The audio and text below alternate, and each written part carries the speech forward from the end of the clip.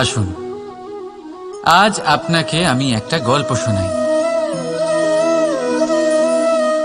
একবার এক চক্ষুহীন মানুষ মন্দিরে গেল ঈশ্বরের দর্শন করার জন্য। এবারে যখন ওখানে উপস্থিত লোকেরা জানতে পারল যে এই ব্যক্তি চক্ষুহীন, তখন কিছু লোক তাকে উপহাস করতে শুরু করে দিল।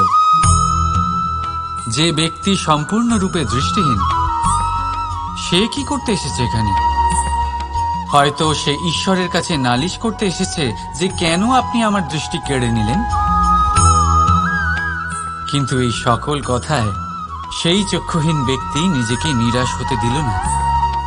সে হাসল আর শুধুমাত্র একটাই কথা বলল সে, মানলাম যে আমার ভাগ্য আমার থেকে আমার দৃষ্টি কেড়ে নিয়েছে, কিন্তু আমি অভাগা নই, কারণ আমার ঈশ্বর,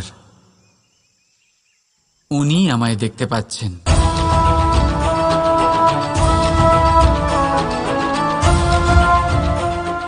তাই মনে রাখবেন, দৃষ্টি নয়, দৃষ্টিভঙ্গি আবশ্যক। যদি আপনার দৃষ্টিভঙ্গি শুভ হয়, তাহলে অশুভর মধ্যেও আপনি শুভ দেখতে পাবেন। আর মন প্রসন্ন হয়ে বলবে, রাধা রাধা। আপনি এই সংসারে এমন অনেক মানুষ চেনেন যারা অত্যন্ত স্বার্থপর, যারা শুধুমাত্র প্রয়োজন পড়লেই আপনার কথা মনে করে। তাছাড়া বহু বছর তাদের দেখাই পাওয়া যায় না, কিন্তু যখনই তাদের আপনার সাহায্যের প্রয়োজন পড়ে, হাত জোর করে আপনার সামনে এসে উপস্থিত হয়। বড়ই রাগ হয় এদের ওপরে, মন ভারী হয়ে ওঠে। মন এই কথাই বলে যে এই ব্যক্তির সাহায্য করা উচিত নয়, কিন্তু আপনি এরকম কখনোই করবেন না। আপনি বলবেন, কেন বলছি আমি এই কথা? মনে রাখবেন, আলোর খোঁজ মানুষ শুধুমাত্র তখনই করে যখন অন্ধকার গভীরতর হয়। তাকে স্বার্থপর ভেবে নিজের মনকে বিচলিত করবেন না। নিজেকে আলো মনে করে আনন্দে থাকুন। ভাগ্যবান মনে করুন নিজেকে, যে কারোর বিপদের সময় তার আপনার কথা মনে পড়েছে, যে আপনি এই সংসারে কাউকে সাহায্য করার যোগ্যতা রাখেন। এই জীবনে কেউ স্বার্থপর বলে নিজের দৃষ্টিভঙ্গি কখনোই পাল্টাবেন না। শুধুই নজর রাখুন নিজের পরমার্থের ওপরে। মন প্রসন্ন হয়ে বলবে, রাধা রাধা। মানুষ বড়ই বিচিত্র প্রাণী। এই মানুষ যখন তার হাত খালি থাকে, তখন তার চোখ স্বপ্নে ভরা থাকে। যখন হারাবার কিছুই থাকে না, তখন অর্জন করার চেষ্টা করে যায় সে নির্ভয় হয়ে এগিয়ে চলে প্রত্যেক সংকট, প্রত্যেক বিপদের সম্মুখীন হয়ে। কিন্তু যখন হাত ভরে যায়, তখন স্বপ্ন দেখাই বন্ধ করে দেয় সে। যা পেয়েছে তা যাতে হারিয়ে না ফেলে, সেই ভয়, সংকট ও বিপদের সম্মুখীন হওয়া বন্ধ করে দেয়। সেই পথটাই ভুলে যায় যাতে চলে সে সাফল্য অর্জন করেছে। এটা অনুচিত।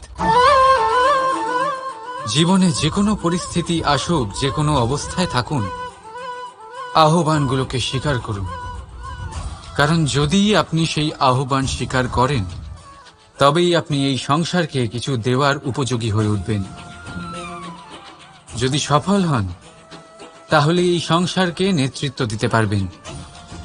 আর যদি অসফল হন, তাহলে শিক্ষা পাবেন যে কি করা উচিত নয়। তাই জীবনে আহ্বান স্বীকার করুন, দুশ্চিন্তা নয়। রাধা রাধা। সংসারে সবচেয়ে পবিত্র মানা হয় গঙ্গা জলকে। কখনো ভেবে দেখেছেন কেন? কারণ গঙ্গা জলের আবির্ভাব অত্যন্ত শুদ্ধ হয়, তার জন্ম শুদ্ধ হয়। যেখান থেকে তার শুরু সেটাই শুদ্ধ হয়, আর শুরুটা শুদ্ধ হওয়া অত্যন্ত আবশ্যক। আমাদের জীবনে সবই শুরু হয় আমাদের ভাবনা থেকে।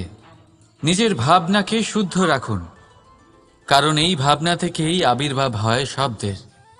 আপনার শব্দ শুদ্ধ রাখুন, কারণ এই শব্দ দ্বারাই আপনার কাজ সম্পন্ন হয়। আপনার কাজ শুদ্ধ রাখুন, কারণ এই কাজ দ্বারাই তৈরি হবে আপনার স্বভাব। স্বভাব থেকেই তৈরি হয় আপনার অভ্যাস, আর অভ্যাস থেকে তৈরি হয় আপনার চরিত্র। আর এই চরিত্র সংসারের সমক্ষে এক আদর্শ হয়ে ওঠে। তাই ভাবনা থেকে আদর্শের এই যাত্রা শুভ তখনই হয়ে ওঠে যখন আপনার ভাবনা শুদ্ধ হয়। এই সংসারে, এই জীবনে নিজের ভাবনা শুভ রাখলে, শুদ্ধ করলে আপনার মন সুপ্রসন্ন হয়ে বলবে, রাধা রাধা। দুধ আর মাখন, যদি আমি আপনাকে জিজ্ঞেস করি এই দুইয়ের মধ্যে সম্পর্ক কি, আপনি বলবেন এ তো সহজ ব্যাপার, দুধ থেকেই তো মাখন তৈরি করা হয়। যদি আমি আপনাকে জিজ্ঞেস করি এই দুইয়ের মধ্যে তফাৎ কি, তাহলে কেউ বলবেন একটা তরল হলে অন্যটা খুবই গাঢ়। কেউ বলবেন একজন পিতা আর অন্যজন সন্তান। না, এই দুইয়ের মধ্যে তফাৎ হলো শুদ্ধতার। মাখন দুধের থেকে অনেক বেশি শুদ্ধ। এই বিষয়টা কিছুটা এইভাবে বোঝা যেতে পারে। যদি কোনো পোকা এসে সেই পাত্রে পড়ে যেখানে দুধ আছে, আপনি কি করেন? আপনি সেই দুধ ফেলে দেন। কিন্তু যদি কোনো পোকা এসে সেই পাত্রে পড়ে যেখানে মাখন আছে, তখন আপনি কি করেন? আপনি সেই পোকা বের করে ফেলে দেন। সেই পোকা নোংরা, সেই পোকা দূষিত। আর যদি আমাদের মন তরল হয়, তাহলে এই পোকা আমাদের মন দূষিত করে দেবে, তা নোংরা করে দেবে। কিন্তু যদি আমাদের মন মাখনের মতো শুদ্ধ হয়, তাহলে কুচিন্তা আপনা থেকেই চলে যাবে। তাই মনে রাখবেন, এই সংসারে পোকা অবশ্যই থাকবে। আপনি দুধ হবেন নাকি মাখন, সিদ্ধান্ত আপনার। রাধা রাধা।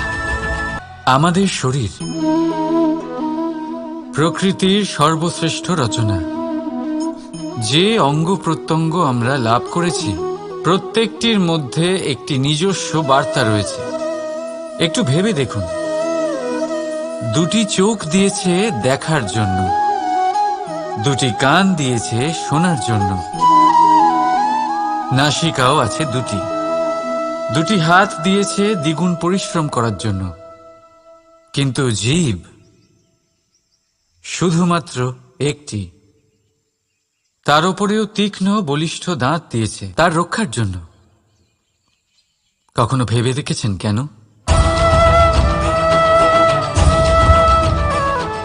কারণ শব্দ আর শব্দের প্রয়োগ মানুষের সবচেয়ে বড় অস্ত্র, যার প্রয়োগ যত ভেবেচিন্তে করা যায়, মানুষ তার জীবনে ততটাই উপরে উঠতে পারে। তাহলে মনে রাখুন, দেখুন, শুনুন আর বুঝুন বেশি, বলুন কম। রাধা রাধা। ঘৃণা, প্রেম, রেগে যাওয়া, মান ভাঙানো, ভুলে যাওয়া, এই সকল অনুভূতি মানুষের জীবনে অত্যন্ত গুরুত্বপূর্ণ। মানুষের এই অনুভূতিগুলো না থাকলে মানুষ একটা যন্ত্রের থেকে বেশি আর কিচ্ছু নয়। কিন্তু এই অনুভূতি আপনি ভুল দিকে চালিত করলে এরাও আপনাকে আর মানুষের মতো বাঁচতে দেবে না। যদি ঘৃণার কথা বলেন, যদি আপনি কোনো ব্যক্তিকে ঘৃণা করেন, সেটা কেন? ব্যক্তিকে ঘৃণা করবেন কেন? ঘৃণা করুন তার স্বভাবগুলিকে, সেই স্বভাবগুলিকে যা সেই ব্যক্তিকে অপ্রিয় করে তুলছে। কারণ স্বভাব পাল্টানো যায়।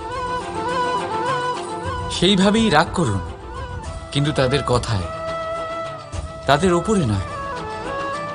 কারণ কথা বদলে দেওয়া সম্ভব। ভুলতে হলে ভুলুন তাদের ত্রুটি, তাদের নয়। কারণ ভুল অবশ্যই শুধরে নেওয়া যায়। প্রেম করুন, তবে তাদের আত্মার সাথে, তাদের অনুভূতির সাথে, শরীরের সাথে নয়। কারণ শরীর হলো নশ্বর। বলুন, কিন্তু খারাপ ভাবে নয়, ভালোবেসে। রাধা রাধা। এই পুকুর দেখছেন আপনি? বাচ্চা, বৃদ্ধ, যুবক, যাকেই আমি জিজ্ঞেস করব এটা কি, সবার উত্তর সেই একই হবে। উত্তর তখনই বদলাবে যখন প্রশ্ন এটা হবে যে আপনি এই পুকুরে কি করতে চান। কেউ বলবে আমি এমনি এর পাড়ে বসে এই জল স্পর্শ করে ঠান্ডা হাওয়ার আনন্দ অনুভব করতে চাই। কেউ বলবে আমি এই পুকুরে সাঁতার কাটতে চাই। কেউ বলবে কাগজের নৌকা বানিয়ে আমি এতে ভাসিয়ে দিতে চাই। কেউ বলবে আমি মাছ ধরে নিজের জীবন যাপন করতে চাই, ইত্যাদি ইত্যাদি। আপনাকে একটা কথা বলে রাখি, আমাদের জীবনও এই পুকুরেরই মতন, একই রকম। কিন্তু আমরা এই জীবন নিয়ে কি করব, সেই সিদ্ধান্ত আমাদের। এই পুকুরে আপনি মুক্তও পাবেন, আবার পাঁকও পাবেন। যদি আপনি মুক্ত পেতে চান, তাহলে এই পুকুরের গভীরে আপনাকে যেতে হবে। ততটাই চেষ্টা করতে হবে যতটা করলে আপনি সেই মুক্ত অর্জন করতে পারবেন। না হলে শুধু পাঁকে হাত পড়বে। তাই যা আমি সর্বদা বলে থাকি, সিদ্ধান্ত আপনার। রাধা রাধা। জীবন থাকলে লক্ষ্য অবশ্যই থাকবে। যদি লক্ষ্য থাকে, তার পথ অবশ্যই থাকবে। যদি পথ থাকে, তাহলে বাধা অবশ্যই থাকবে। আর এর ওপরেই নির্ভর করে যে আমরা জীবনে সফল হব না অসফল, পুরস্কারের ভাগীদার হব নাকি তিরস্কারের। মনে করুন আপনাকে একটা কাজ করতে হবে, আপনাকে পর্বত আরোহণ করতে হবে, আর সেই পথের ঢাল আপনাকে একাধিকবার ফেলে দেবে। পাথর আপনাকে একাধিকবার আহত করবে। এই অবস্থায় কি করবেন? সাধারণ মানুষ বেছে নেয় প্রতিশোধ। সেই পর্বতকে নষ্ট করে দেওয়ার চিন্তা ভাবনা করে, তার ভিতকে নড়িয়ে দেওয়ার কথা ভাবে সেই মানুষ। কিন্তু পর্বতকে তো কেউ নষ্ট করতে পারে না। তাই অসফল হওয়ার সাথে সাথে কুখ্যাতিরও ভাগীদার হয়ে যায় সে। দ্বিতীয় পথ হল পরিবর্তন। যদি আপনি সেই পর্বত ভাঙার পরিবর্তে তাতে সোপান তৈরি করেন, তাহলে আপনিও সেই পর্বতে উঠতে পারবেন, অন্য কেউও তাতে উঠতে পারবে, আগামী প্রজন্মও তাতে উঠতে পারবে। আর সেই আগামী প্রজন্ম সর্বদা আপনার সুনাম করবে। তাই জীবনে প্রতিশোধ নয়, পরিবর্তন বাছুন। বদলা নয়, বদল বেছে নিন। আপনার বাধা আপনার বন্ধু হয়ে যাবে। রাধা রাধা। আপনি জীবনে কখনো না কখনো কোনো বৃক্ষকে জল অবশ্যই দিয়েছেন।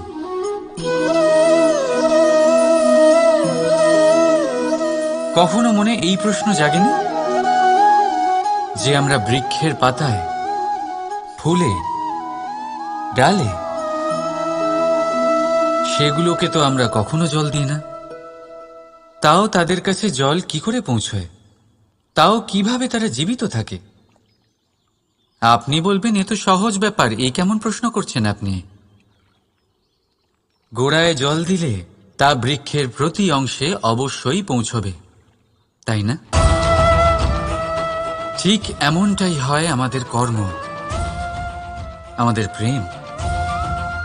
যদি স্বচ্ছ মনে কর্ম করেন, সেবা করেন, তাহলে কোনো না কোনোভাবে তা পরমেশ্বরের কাছে অবশ্যই পৌঁছবে।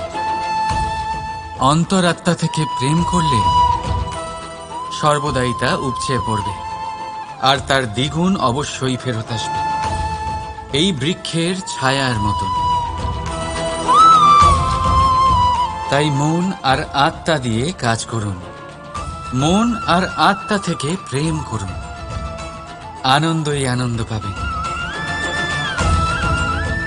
রাধা রাধা। এটা কে না চেনে? এটা হলো রুটি। এটাই সেই কারণ যার জন্য মানুষ দিন রাত কঠোর পরিশ্রম করতে থাকে। দেখতে গেলে এই রুটি যদি এমনি পাওয়া যেত, তাহলে মানুষ হয়তো কোনো কাজই করত না, কোনো কষ্টই করত না, জীবনে কোনো পরিশ্রমই করত না। তবে একটা কথা অবশ্যই ঠিক, যে রুটি শুধুমাত্র খিদে মেটায় না, আমাদের জীবনে বড় বড় শিক্ষা দিয়ে যায়। এবার একটু ভেবে দেখুন, রুটি আপনার তখনই সুস্বাদু লাগবে, এই রুটি আপনার স্বাস্থ্যের জন্য ভালো তখনই হবে, যখন এটা দুদিক থেকেই ভালো করে সেঁকা হবে, তাই না? আমাদের জীবনে সম্পর্কও কিছুটা এরকমই হয়। যদি দুপক্ষ দ্বারাই ভালো করে পালন করা হয়, তবেই আপনি আনন্দ পাবেন। তাই শুধু পাওয়ার জন্যই ব্যাকুল হয়ে উঠবেন না, ফেরত দেওয়াতেও বিশ্বাস রাখুন। কারণ যখন একটা সম্পর্কে দুই পক্ষ থেকেই প্রেম থাকবে, দুই পক্ষ থেকেই করুণা থাকবে, কিছু করার প্রবৃত্তি থাকবে, তবেই সেই সম্পর্ক আপনাকে আনন্দ দেবে। তাই যখনই আপনি রুটি খাবেন, মনে রাখবেন আপনাকে আপনার সম্পর্কগুলিকেও এরকম মধুর বানাতে হবে। আর মন সুপ্রসন্ন হয়ে বলবে, রাধা রাধা। বর্ষার আকাশে আপনি একাধিকবার রামধনু দেখে থাকবেন, 7 রঙা, মন ভোলানো। প্রথম প্রশ্ন, এই সুন্দর রামধনু কিভাবে তৈরি হয়? এটা তৈরি হয় যখন বৃষ্টির জলের ফোঁটার মধ্যে দিয়ে আলো প্রবেশ করে সেই আলোর আসল 7টি রং বিচ্ছুরিত হয়, আর তখনই আমরা এই রামধনু দেখতে পাই। দ্বিতীয় প্রশ্ন, এই রামধনু বৃষ্টির জলের ফোঁটা দিয়েই কেন তৈরি হয়? কারণ হলো বিশুদ্ধতা। বৃষ্টির জলের ফোঁটা বিশুদ্ধ হয়, আকাশ থেকে ধরিত্রীর দিকে ঝরে পড়ে, কিন্তু নিজের জন্য নয়, ধরিত্রীর তৃষ্ণা মেটাতে। আর সেই জন্যই আলোর মতো গতিশীল তরঙ্গকে বিচ্ছুরিত করতে পারে সে, তার আসল স্বরূপ প্রকাশ করে। যদি আপনিও নিঃস্বার্থভাবে পরোপকার করেন, অন্যদের জন্য বাঁচেন, তাহলে বিশ্বাস করুন, কেউ আপনাকে কোনোদিন ঠকাতে পারবে না। বড় বড় প্রহার অসফল হয়ে যাবে যদি আপনার মনের মধ্যে প্রেমের শুদ্ধতা থাকে। রাধা রাধা। ক্রোধ মনের এমন এক অবস্থা যখন মানুষ তার মনের অবাধ্য হয়ে কাজ করে। লোভ মনের সেই অবস্থা যেখানে স্বার্থ করুণার থেকে আগে কাজ করতে থাকে। প্রতিশোধ যেখানে মানুষ অপরের থেকে বেশি নিজেই নিজের ক্ষতি করে খুশি হয়। আর হিংসা যেখানে মানুষ নিজের অস্তিত্বই হারিয়ে ফেলে, সে সম্পূর্ণ আলাদা হয়ে যায়। অপরদিকে আনন্দ, সেই অনুভূতি যেখানে আত্মা শরীরের থেকে বেশি প্রসন্ন হয়। আর প্রেম সেই পরম অনুভূতি যেখানে আমাদের দুঃখ সবার মাঝে ভাগ হয়ে যায় আর সবার সুখ আমাদের মধ্যে মিশে যায়। তাই আপনি ক্রোধ, হিংসা, লোভ আর প্রতিশোধের আগুনে জ্বলবেন, নাকি আনন্দে থেকে প্রেমের সাথে এই জীবন উপভোগ করবেন? সিদ্ধান্ত আপনার, কারণ আমি আমার সিদ্ধান্ত আগেই নিয়ে নিয়েছি। রাধা রাধা।